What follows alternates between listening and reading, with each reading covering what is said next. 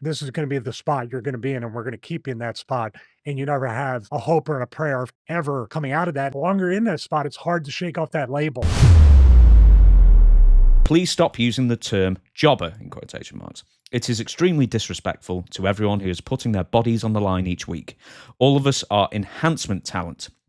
We enhance each other's careers, show compassion to everyone that steps in this business and works hard enhancing others. Hashtag keep stepping. So you want to react to this, and do you echo Dustin's sentiments?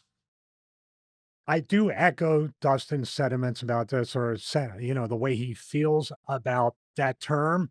But the term's never going to go away. There's always going to be classifications of talent, talent that's over, talent that's main event. Also, no matter where you are on the card and where you achieve success or lack of success, someone's always going to marginalize what you've done. For example, could have worked main event against Triple H, Hunter, uh, Austin, Rocky, Taker, and lost against all of them. So what are they going to say? You're a main event jobber. You're you're only mid card. You're only lower card. You're only a jobber. You're only this. You're only that. It's a classification, and yeah, enhancement talent. That's a great way of putting it. But the fans and people, even in the office and in the locker room, are always going to use that term mostly as a marginalization of a talent, mostly as just a way to kind of like put down a talent. It's the way it's always going to be. And unfortunately, with wrestling, it's not a true meritocracy. It's not a like football performance thing where you're allowed to score as many touchdowns or you're allowed to play to the height of your talent and ability and natural God-given talent. But it's never going to go away. I agree with this, but that's not, yeah, I don't know. I said during the Cody stuff that I do realize and I'm fully aware of the perception. I think that's another way to put it. The perception becomes reality, not only in the fans' eyes, but unfortunately, some of the biggest marks are in the office too, that believe that if you lose matches, you're really not a good wrestler anymore, even though there may be extenuating circumstances of being pulled down, being between gimmicks, coming back from injury, and they just want to make sure they don't want to invest the time and money into you until you prove that you can be durable enough to kind of hang with that, or until you're kind of like in the military awaiting further instructions between gimmicks, characters, storylines, angles, that type of stuff.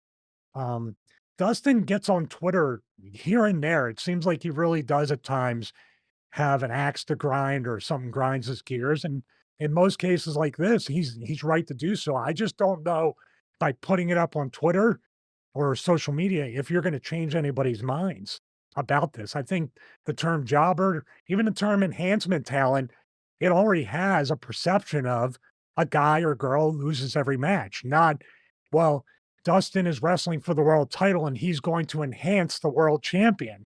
It's two totally different universes. What are your thoughts on that? What I want to bring up, I'm sure you'll have been by a fan or even someone in the business say, oh, what does Stevie know? He's just a jobber. And here's the thing. You're doing the exact same thing. You were paid to lose. That was your role. And I don't want to say it's acting, but it's the same as being cast in a film. That is your role. That is what you were paid to do. You didn't really lose. You didn't really win. But it's funny how the people on the winning side seem to think they really won in their minds. You know what I mean? And it says a lack of understanding about the winner sometimes, saying, well, you were just paid to lose. And it's, I don't know.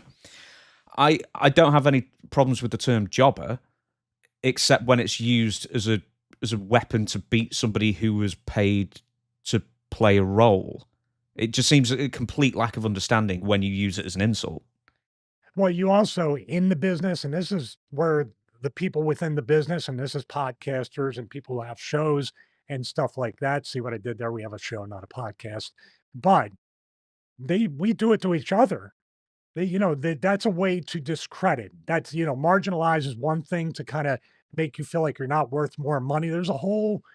It's not done by accident. It's not just a happenstance when someone says, this is going to be the spot you're going to be in, and we're going to keep you in that spot. And you never have a hope or a prayer of ever coming out of that. And the longer you're in that spot, and I know this, the longer you're in that spot, it's hard to shake off that label.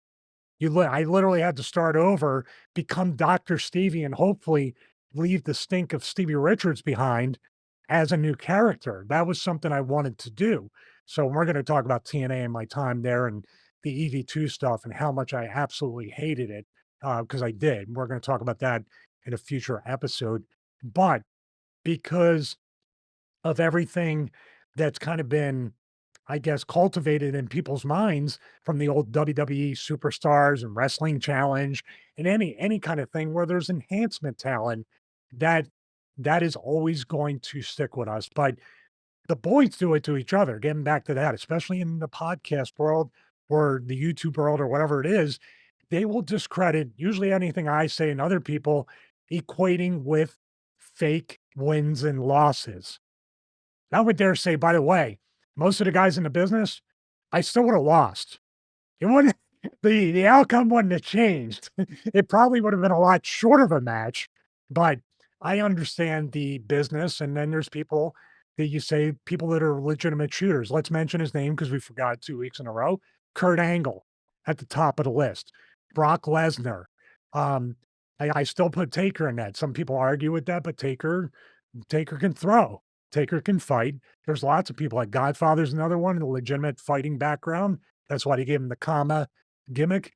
You know, Kane's got super fast hands. Kane's a monster and he's faster than me. With Godfather. I used to spar with him. Okay, we'll have to get back to the sparring thing in a second. Godfather Yeah. actually gave himself that character. That's why he returned, because UFC was a big thing in Vegas at the time. So he actually piggybacked off the UFC thing really early on. He was ahead of his time then, because if he did that maybe 5 years later, it might have been a gimmick that really stuck, Mm. with the fans, the crossover fans. Um, but yeah, I mean, this is just something where it's always going to be in the ether of professional wrestling. And I commend Dustin for speaking up. And I think it's got an entire generation kind of has to go away in order for them to reshape the terminology. In other words, this generation one moves on to, does the young generation like the AEW locker room or TNA, do they use the term jobber? Do you Ooh, ever hear that? I I don't know. suspect. But I I will say suspect this maybe they do. too. I will say this for anybody out there who's getting into the business or anybody who's especially creative. I would do this with any talent.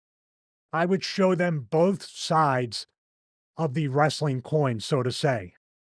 I would push them to the moon, and I would also keep them at the bottom to keep them honest and in check, to know with these checks and balances that this is a fake subjective business that is based on a third party's opinion of you. And this opinion can change, much like I said, there's an old man that used to own a company in Stamford, Connecticut, and it all depended on how he woke up one morning to the next. That is your wrestling career. But I definitely think I benefited from the highs of the high and the lows of the low to keep me very neutral in that, knowing that one's not gonna last and the other's not gonna last. Although when you're putting people over and you're not getting pushed, it sure as hell feel like time does not fly in that case. I want to bring up a couple of things. So you said another thing. Once you're pegged in a certain role for so long, and it's the same as being cast in films, typecast. You get typecast after so long. But also wrestling isn't meritocracy like other sports, so it can be very hard to, unless you're willing to advocate for yourself forcefully, I guess, or you have an advocate somewhere in Well, if high you places. advocate, you could cost yourself your job too. Exactly. That is the tightrope right there. Pick your hill to die on, because you might be dying on that hill. One of my favorite quotes from when me and Don Morocco were doing the Don Morocco podcast was, "We're all jobbers," and that's Don Morocco saying it. One of the greatest, two-time Intercontinental champions of that. It's like, hey, I was a jobber. He was a jobber. Pedro Morales was a jobber. Bruno was a jobber sometimes. Everyone's a jobber at some point. So, one more thing. What term would you prefer then? Because I know we use enhancement talent more. I guess the younger generation, it's a nicer way of saying basically the same thing. Carpenter is something we don't hear a lot at all as a as a term these days at all. We use that for people back in the day, I guess, in the territory days. But what would you prefer as a semantic? I don't care. Honestly, I'm not going to try to control anyone's speech or opinion or try to ban words. Or I know I was known for censoring at one time. Didn't look like this, but I would never ever. You can call me anything you want. You can call anybody. Sticks and stones may break my bones, which Heidenreich did that too. We'll get to that. Mhm. But nobody likes to be marginalized. Nobody likes to be put down, especially with a business like pro wrestling. Captain Lou said to Kevin Nash famously, "The only thing real in this business," and this might have been also Chief Stage Strongbow, two people very influential in the business. "The only two things that are real in this business are the money and the miles. Everybody travels, everybody has hotels. Some people have even worse hotels, smaller rental cars. Some people, like you saw with the expense clip, if you haven't, please go back and watch that. Um, People have to do what they have to do in this business to survive. And I was way too busy trying to figure out a way to raise my income, lower my expenses, lower my overhead when I was home, and also trying to foster some kind of wealth and investments for not only myself, but hopefully multi generational wealth with what little I made. So these terms, I had to block them out because it was hard enough as it is, and it's still hard enough in a way being involved with wrestling without having to overcomplicate it for myself. But I would never tell anybody, you can't call me this, you can't call that guy. I would hope people could evolve with that. But there's also a way that you can turn this particular thing into a gimmick, into a storyline, into like losses for a heel and they're chanting jobber. You can tell you were talking about t-shirts. You can make a t-shirt out of that. Job Squad was one of the most over fun stables at the time based on a group of people that lost matches all the time and they got pushed out of it.